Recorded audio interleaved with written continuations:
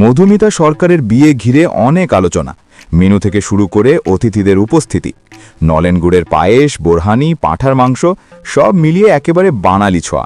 কিন্তু এই আয়োজনের মধ্যেই আলাদা করে নজর কাড়ে একটি উপহার, অপরাজিতা আঢ্য, যার সঙ্গে মধুমিতার সম্পর্ক সিনেমার পর্দা পেরিয়ে বাস্তব জীবনেও বন্ধুত্বে পরিণত হয়েছে। তিনি বিয়েতে এনেছেন এক ভিন্ন ধরনের গিফট।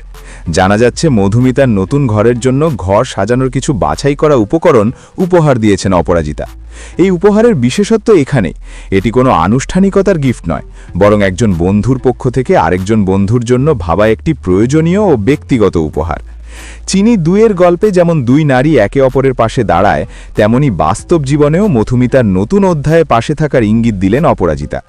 বিয়ের ঝলমলে আয়োজনের মাঝেও এই ছোট কিন্তু অর্থপূর্ণ উপহার আলাদা করে মনে দাগ কাটে, কারণ এটি শুধু ঘর সাজানোর জিনিস নয়, এটি বন্ধুত্ব, সমর্থন আর নতুন জীবনের জন্য আন্তরিক শুভেচ্ছার।